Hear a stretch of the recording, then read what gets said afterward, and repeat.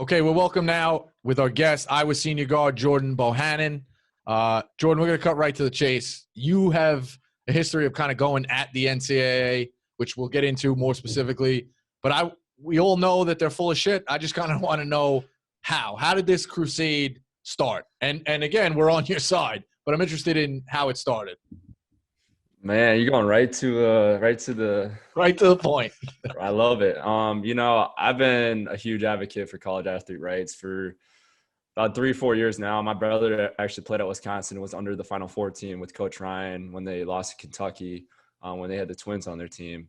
And he kind of started the whole college athlete movement with Northwestern football players got involved that year. So he kind of passed the torch to myself, and I got heavily involved with the NCPA, which probably not a lot of people know what that is, but it's the National Collegiate Players Association.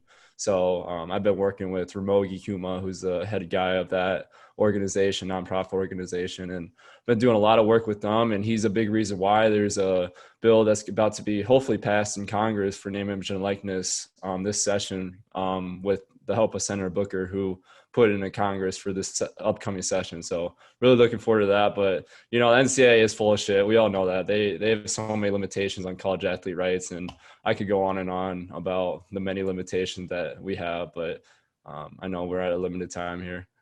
I liked how you kind of put the second part for me, because I was like, all right, they're full of shit. The first part was so smart. Like you said, so many good things. I don't know what the fuck was going on. And you're like, all right, they're full of shit. Because I agree. I mean, we can't even send you a fucking bench mob shirt, and then you'll probably get in trouble. Like, it's just bullshit with that stuff. Yeah, it's frustrating. I always use the example. Let's say there's a writer at the University of Iowa who wants to go out and publish a book.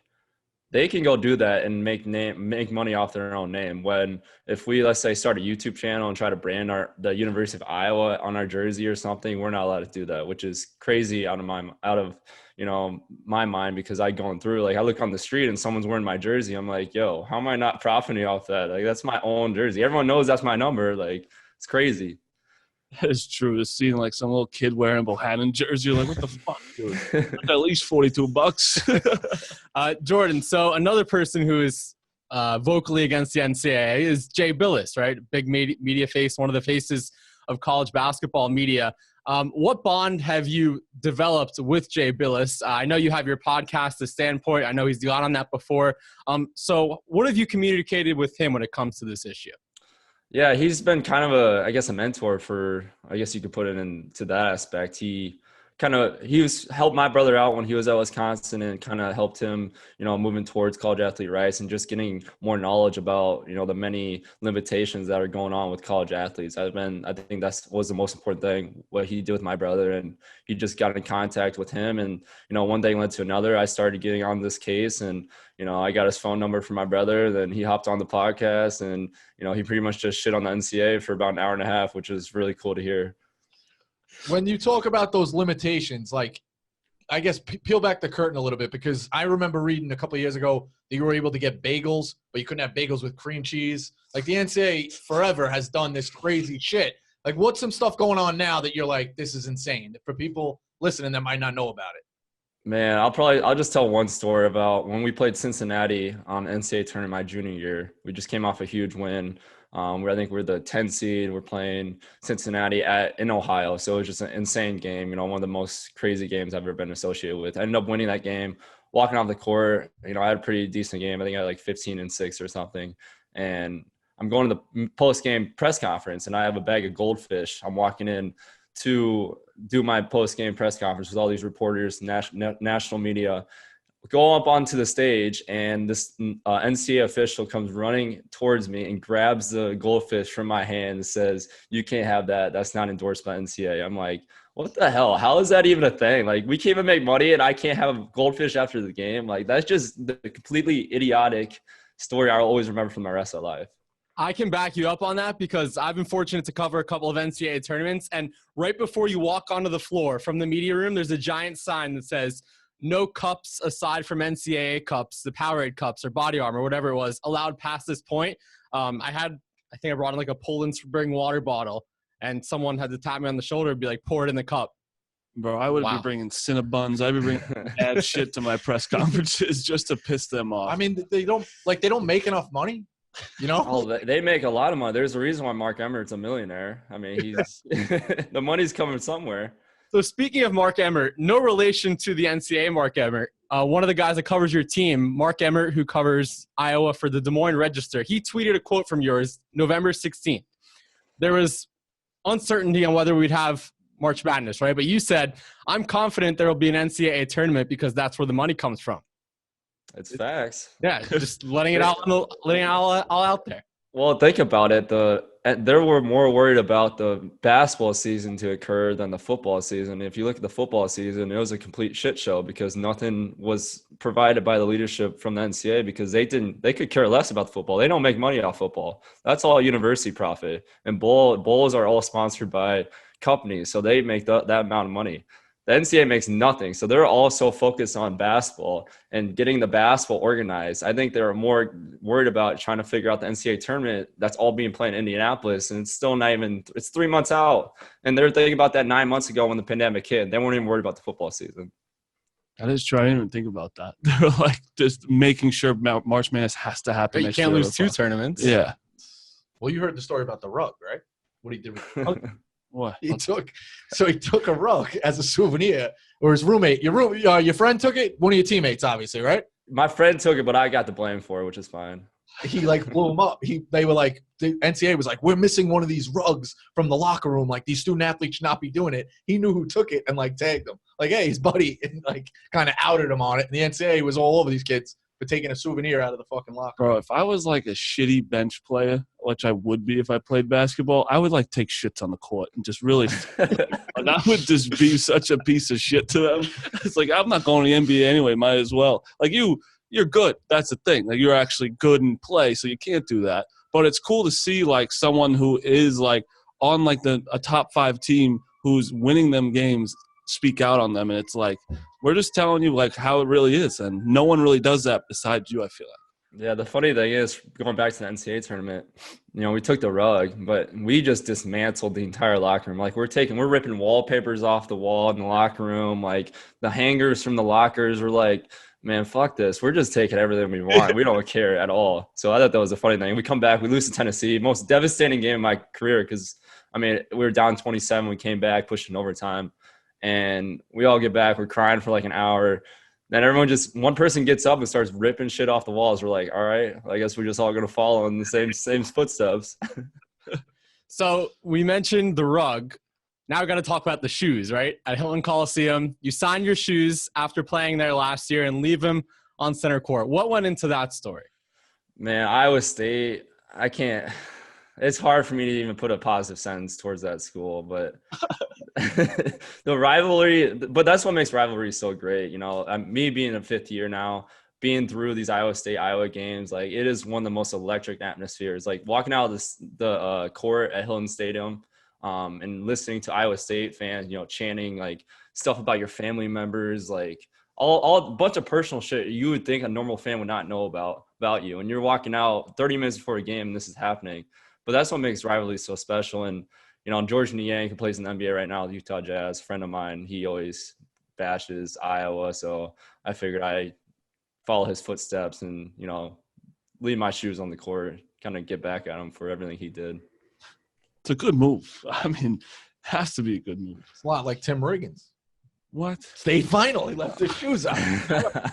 I respect it. He left it all out there. Fuck him. It's my last game. I got to ask a question about one of your teammates. He was on the podcast a couple weeks ago, Luka Garza. Does he bleed on purpose? He just bleeds every game. He's our guy, and I text him. I know Rico doesn't text him because he won't give Rico his number because it's a good job for him. The man's bleeding 24/7. That guy has a picture of him bleeding in every game. You got to give a huge shout out to our trainer. He just deals with nonstop messes from Luka. It's every practice too. People don't realize that he's bleeding in practice too. The game, I think 2 nights before we played at Rutgers, he was bleeding at Carver during a practice. I'm like, dude, we're not even going that hard. How are you even bleeding from your nose?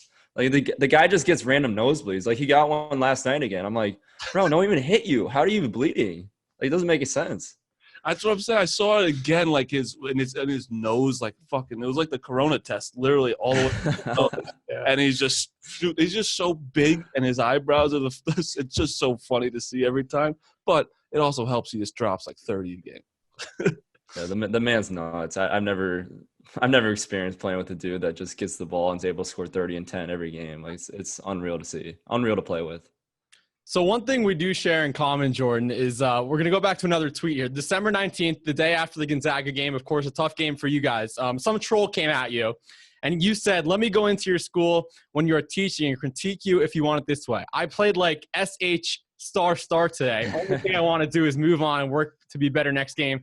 Thanks for your unwavering support. The reason I bring that up is because I refuse to curse on the airwaves. I try to be a big J journalist, professional.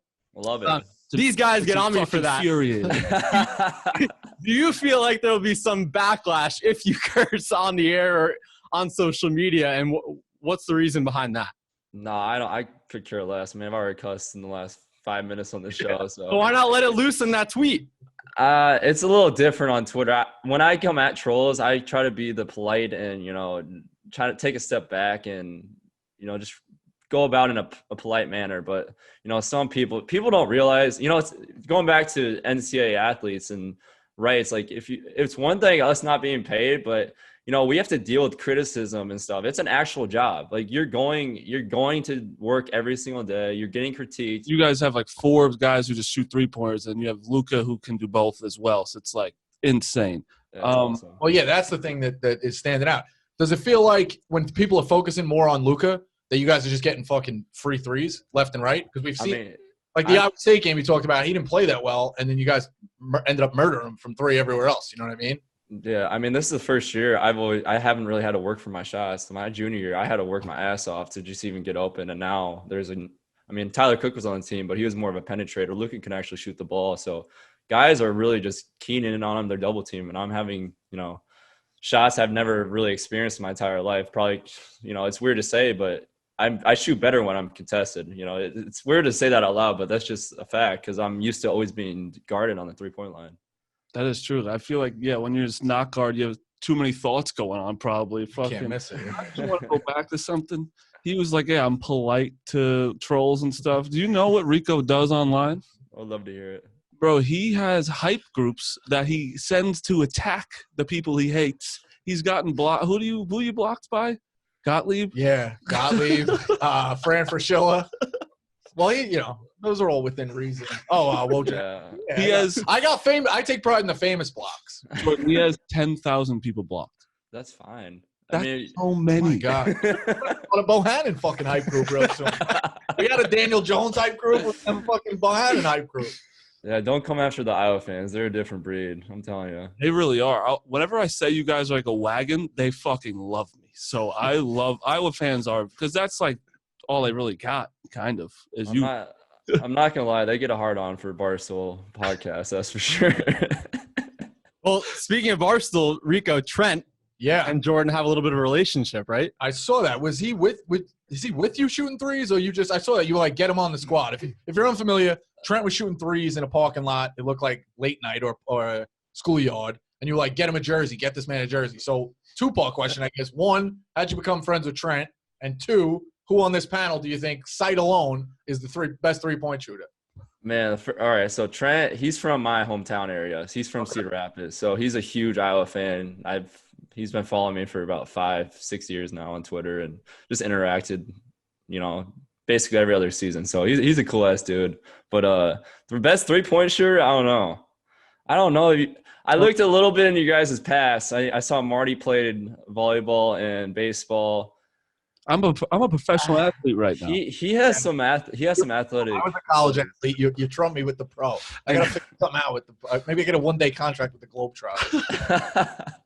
I'm guessing Marty for best 3-point shooter. Thank you, and don't even get me started on you. What do you mean? I used to put up shots before Vermont games in my suit. Oh yes, God. I was the announcer for Vermont basketball for radio, and I used to, before the guys would get out there, before I'd set up my equipment, I'd get some shots up. He's also told every guest he was a commentator, so just letting you know. It was always going to. You tell every guest I'm a stiff. You are a stiff. You are a stiff. You say SHIT. So does Jordan. Fuck you. Oh, that is something we have to do. We have to do the 3-point challenge, and we had Gillespie on who could play golf. I'd like to have some kind of golf tournament with these two too as well. Oh, yeah. Yeah. You pretty good with your handicap? Around 4 or 5. I was on varsity for 4 years. Yeah, I can't. See, play with it. I don't wanna play with it. You're a piece of shit. I hate people. Two that of are us good. played together, we suck. Like he's wet from 3, but it's a fucking 75. It's Yeah. like Jordan, so talking about your individual career for a little bit, we see you in your room right now. You have a picture blown up of the game winner at Wisconsin. We see it on the top left of your screen. Of course, the true buzzer beater against Northwestern. What goes through your mind when you hit a buzzer beater in a Big Ten basketball game with thousands of fans there? I mean, it's one of the most surreal moments ever. At Wisconsin, it's funny you bring that up. I have this picture. This dude sent this to me my freshman year. He blew it up and like redesigned it. And the next day he actually ended up passing away. So it's a really memorable picture that, I'll always keep for the rest of my life. But, to have hit a game winner in a Big Ten school, especially against my brother's alma mater, like that was unreal. At Wisconsin, like Andy North, golf legend back there that has always been friends with our family, Frank Kaminsky, like all these guys that are huge. Frank Kaminsky looks like Marty. I don't know if he's ever got that comparison before, but but no, it's such a cool moment. The things I've been able to do these last 5 years is a lot of things that people in this world would kill to be able to do. you got offered by Wisconsin, right? I didn't. No. Was it just Iowa? I actually got University of South Dakota State and Lehigh was my only offers. I got 2 offers pulled my senior year, and I was really just a late bloomer, honestly. Don't bring up Lehigh with these guys. They're Duke fuck fans. Lehigh. My sister went to Lehigh, though. I got a sore spot. Well, fuck her too. All right.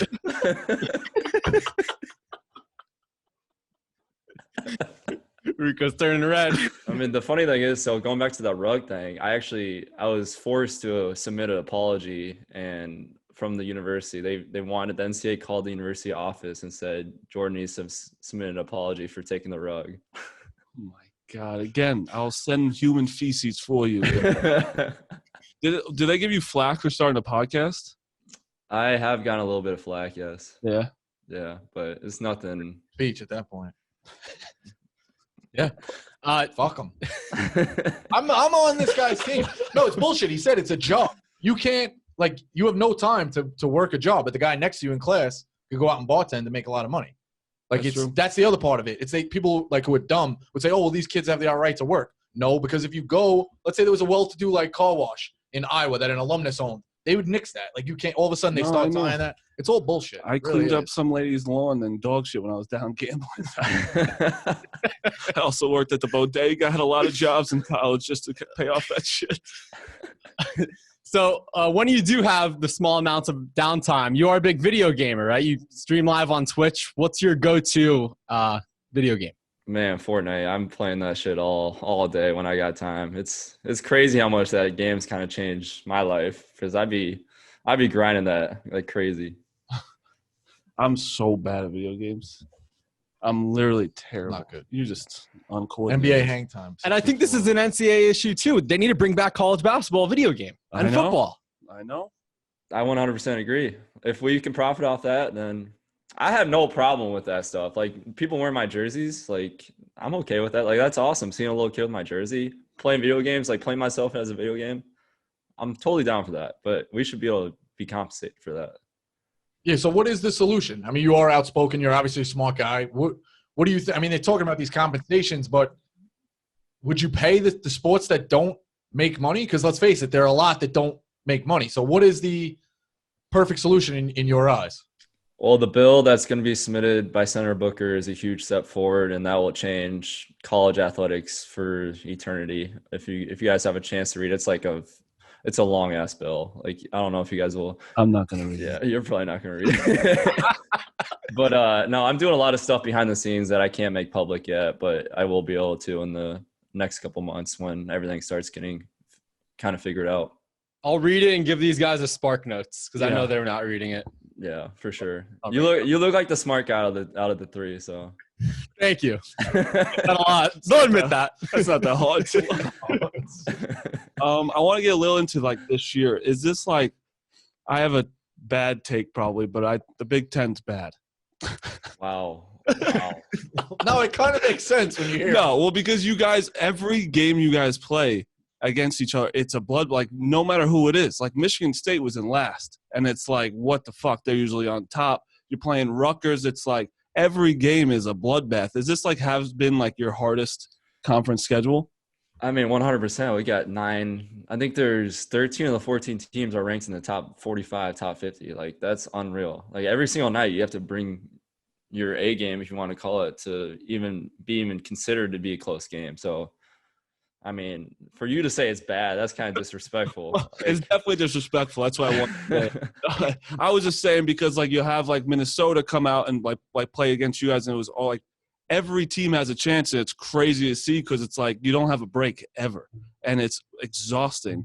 So you've played at the Rack before with fans. How was it a little weirder this time? Because that place is fucking nuts. Yeah, I mean, we were just talking about as a team when we stepped foot there the night before the game. We had practice, and we're like, man, can you imagine this place would be like if there was fans this year? Like, that would have been one of the most electric crowds there ever was since I've experienced it. But no, like when I played there my junior year, we just can't hit a last second buzzer beater there, and that was fucking nuts. Like unreal atmosphere.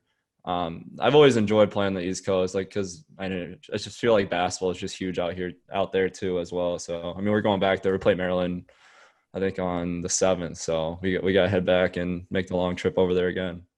So looking big picture here, of course, you guys aspire to win the national championship. March Madness is going to be different. You guys are going to make the tournament and you'll be a high seed, but it's all going to be in Indianapolis. How do you think that either helps or hurts you guys? I mean, I'm hoping we get to the point where we're going to have fans, because that's just going to be a weird atmosphere if there's not. But I don't know how it's going to be able to be organized there. If we want to talk about the kind of details behind the scenes, I don't know how one place is the solution for 64, 68 teams to be there. I don't know how that's going to work. So I don't know what they have planned. I don't know the branding like mask to make money off of. Like, I think they like Mask Madness or something. Yeah. Absolutely crazy. Shameless. Rico's going to start tweeting at the NCAA on your behalf because you can't do it, or you would get some backlash. You wouldn't. We can do it. I'm down with that. Yeah, just tell me what you want in the hype group, and I'll set the goal. Because I've been on against it forever. I knew about the fucking bagels and stuff. It's a disaster. I think it was Rick Majerus had the quote. He was big on like giving his guys money if they needed a flight home. Like they nailed him on something like that. Like he gave a kid like $50 to fly home or something. A loved one died, and they were like, Rick, you can't do that. And they were like, and then they gave him an NCAA sanction or something like that. And he had a quote. It said, it's like writing up a parking ticket when there's a bank robbery across the street. It refers to what these people are doing and what they're really going after. And that's the shit they go after. $50 for a flight home, ads on a podcast. Like it's really is shameful. So good for you to go after him, because I genuinely do mean that. You guys are essentially like minor league pro athletes. It's no longer collegiate athletes with the money that's being made. And they can't say that with both ways. They can't take the checks and then treat you like whores. Give back the money then, because that's really what it is. I do have a funny story about Coach Majerus. He's one of my favorites. When he was at St. Louis, one of my brother's teammates in high school took a visit there, and they're at this pizza place. And, Rick Majerus was a pretty big guy. And they're at this pizza place, and the guy that was my friend's brother or teammate, or my brother's teammate, he got done with his pizza. He's like half eaten, and Rick Majerus leans over. He's like, "You gonna finish that?" And he leans over and just starts eating the rest of the pizza. You can't leave that around him. You can't. Scraps. There's a story in his book that he's on his way to a barbecue and he stops at a hot dog stand. And the guy's like, dude, we're going to like dinner, a 5-star dinner or whatever. He's like, yeah, but how do you not know that that's the best hot dog? He's like, right. If ever you read his book, My Life on a Napkin, it's a good read. I want to ask you one more thing about one of your past games against Gonzaga, because everyone will not stop talking about Gonzaga. And I feel like they probably match your guys' type of offense the most, right? Was that like that's going to be your most like run and gun game? Because you guys, even though I don't think the score, like you guys, I still think kept up with them. I think that you can definitely beat them. What was that playing like against them? Because I know they're deep as well.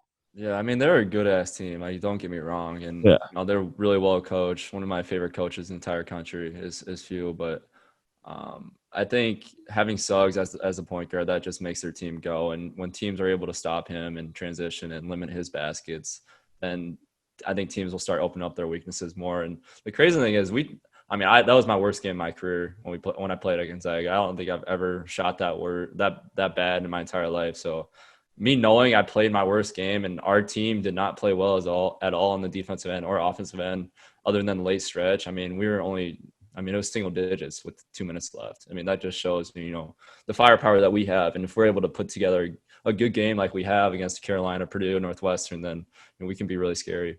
Yeah, I was going to say, your guys, like, shitty games, you're still putting up, like, 70, 80. Like, it's still a lot. And when you again, like you said, late in that game, you were, like, a 3 away from making that, like, a 2-possession game or even, like, 1. And that's why I think you guys are going to we'll see very, very far in March, I think. The Big Ten's bad, though, so it might not help. It is bad. I didn't explain it. I know. It is bad. Every team has a chance to get in pretty much except Nebraska. That's why maybe they're bad, because everyone keeps beating each other. But they're all going to have great resumes. You know it's a dog shit take. I've just been trying to spin it somehow, and they're fucking unbelievable, all right? Marty's been in my mentions too much on Twitter. I've had enough of these bad takes already. Yeah, that's my fault. You'll see it a lot. You'll probably be in it a lot more now. No, well, Jordan, thank you for joining us.